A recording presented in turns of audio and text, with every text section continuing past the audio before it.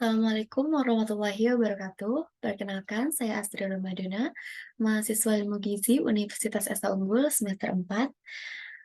Tujuan saya membuat video ini adalah untuk memenuhi tugas ujian akhir semester mata kuliah Patofisiologi Penyakit Tidak Menular.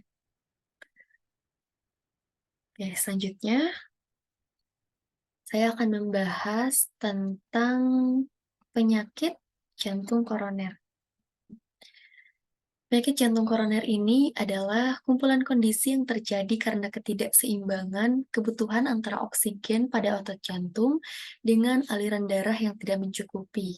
Penyebab yang paling umum dari penyakit jantung ini adalah penyempitan arteri koroner akibat aterosklerosis.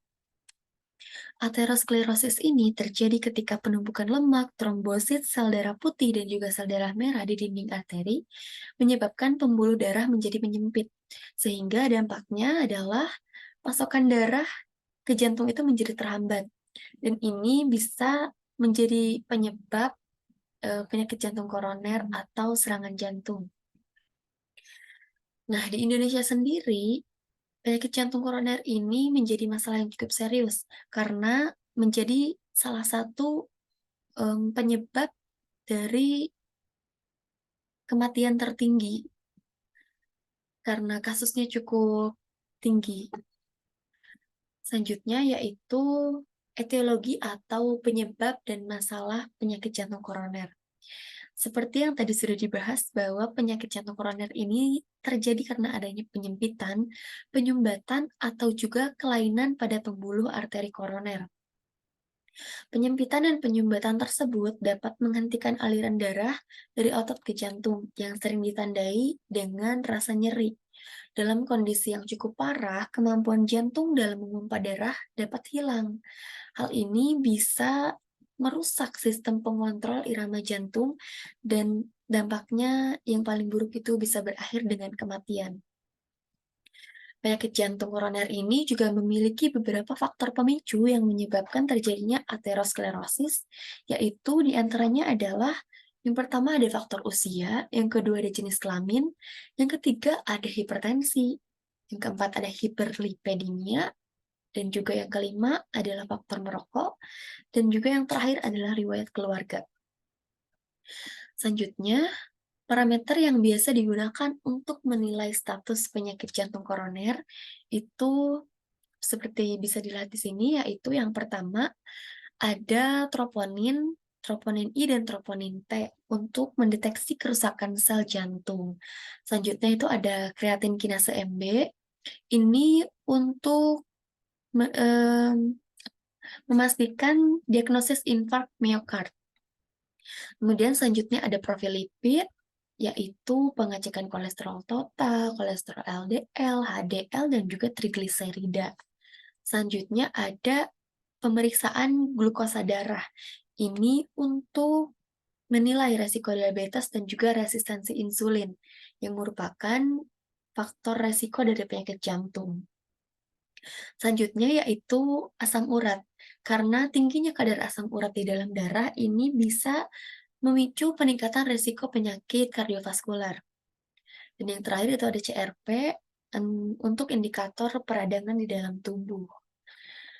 Oke, selanjutnya dampak atau konsekuensi dari masalah penyakit jantung koroner itu yang pertama ada tingginya angka kematian.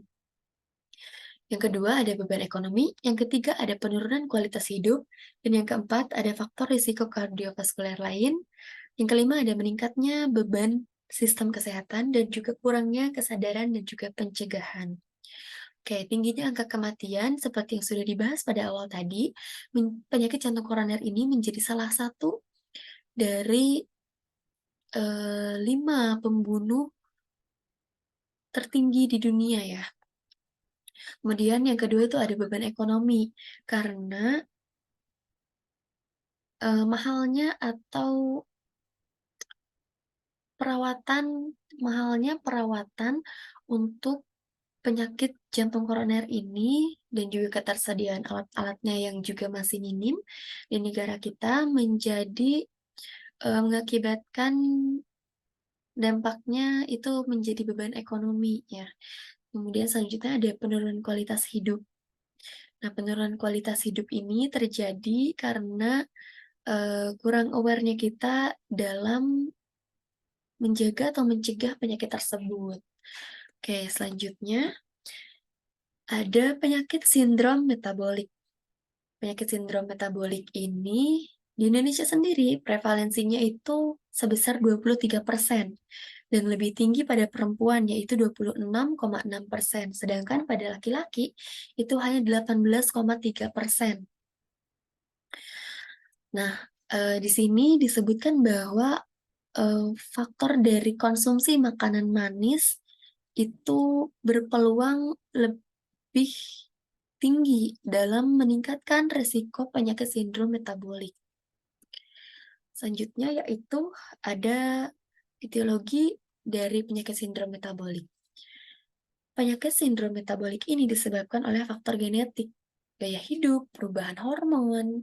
Nah, semakin bertambahnya usia, maka akan semakin besar pula resiko seseorang untuk mengidap penyakit sindrom metabolik ini. Penyebab lainnya antara lain adalah gangguan kesehatan seperti penyakit jantung, penyakit perlemakan hati, dan juga PCOS. Menurut Riskesdas pada tahun 2013, ada kecenderungan proporsi penduduk Indonesia lebih dari 10 tahun yang kurang mengkonsumsi sayur dan buah sebanyak 93,5%.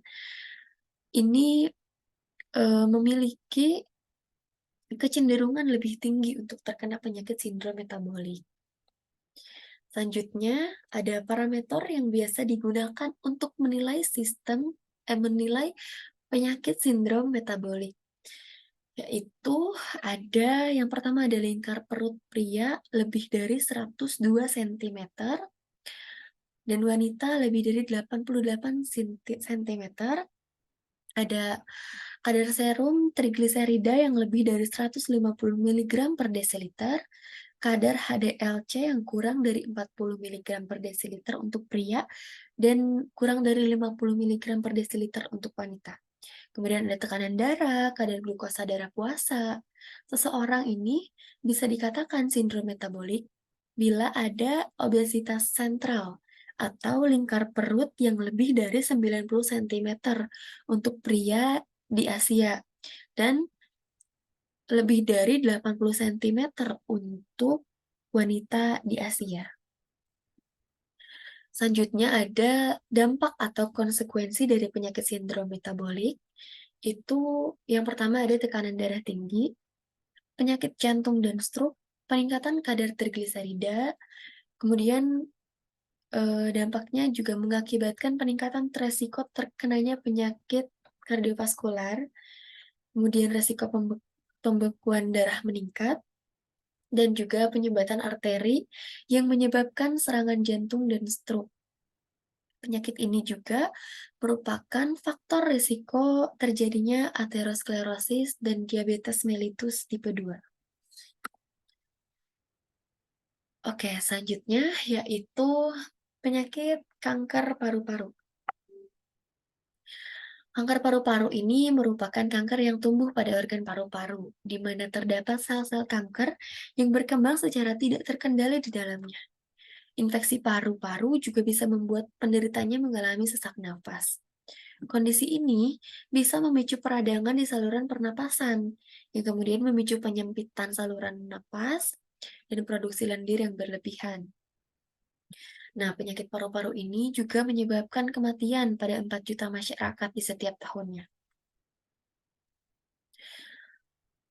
Kanker paru-paru juga disebabkan oleh beberapa faktor, namun faktor utamanya yaitu adalah merokok, di mana di dalam rokok ini terdapat zat beracun yang menyebabkan kanker atau karsinogen yang berisiko mempercepat kerusakan sel pelapis paru-paru. Contohnya, zat beracun tersebut itu adalah nikotin dan tar yang terdapat di dalam rokok ya teman-teman. Kemudian polusi udara juga ikut berkontribusi dalam terjadinya penyakit kanker paru-paru ini. Bahkan menurut WHO, jenis polusi udara di luar ruangan seperti gas buangan kendaraan itu bersifat karsinogenik. yaitu memicu kanker. Dan beberapa faktor lainnya itu adalah paparan radon, riwayat keluarga, radikal bebas, dan juga zat berbahaya lainnya.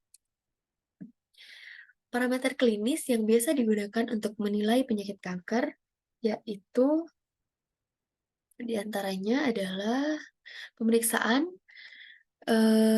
untuk penentuan stadium diantaranya adalah fotodata, CT scan dada, USG, bone service, bone scan, MRI, bronskopi, dan PET scan. Nah, stadium kanker paru ini berdasarkan TNM sistem SCLC dibedakan stadium limit atau terbatas pada hemitoraks dan atau KBG, mediatinum, dan clavikula dan ekstensif atau tumor dengan metastas jauh.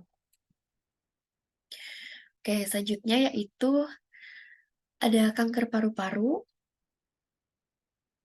dampak dan juga konsekuensi dari penyakit kanker paru-paru.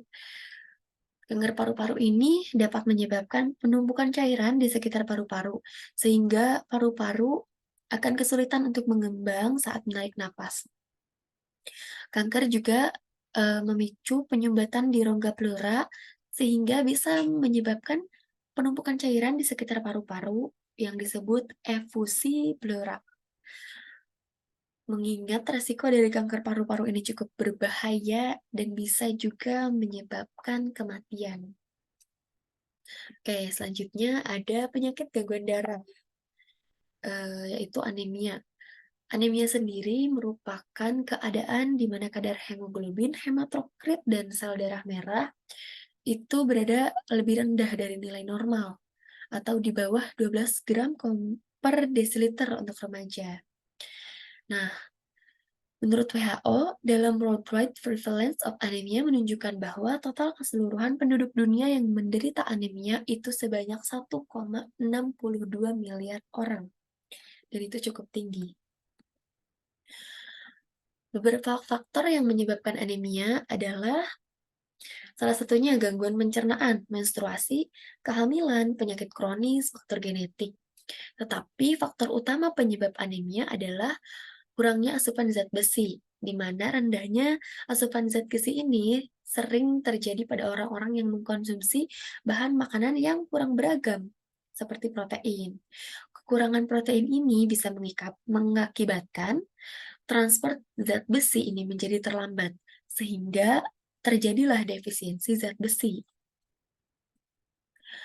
Parameter yang biasa digunakan untuk menilai penyakit anemia adalah kadar hemoglobin yang rendah, di mana kriteria diagnostik utama untuk anemia defisiensi zat besi itu adalah hemoglobin yang rendah.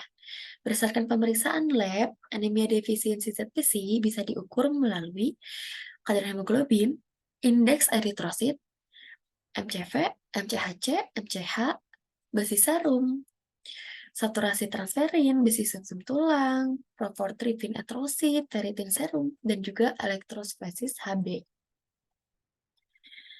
Nah, dampak dan juga konsekuensi dari masalah penyakit anemia itu adalah bisa menimbulkan gejala berupa lemas, mudah mengantuk, pandangan berkunang-kunang, pusing, wajah terlihat pucat, dan juga menurunkan konsentrasi. Sedangkan anemia pada ibu hamil itu juga bisa menyebabkan resiko BBLR atau berat bayi lahir rendah ya, teman-teman. Oke, mungkin itu saja yang bisa saya jelaskan tentang patofisiologi penyakit tidak menular dengan beberapa penyakit yang tadi. Semoga apa yang saya sampaikan bisa bermanfaat dan juga bisa dipahami. Mohon maaf apabila terdapat banyak kesalahan. Billahi taufiq wal hidayah. Wassalamualaikum warahmatullahi wabarakatuh.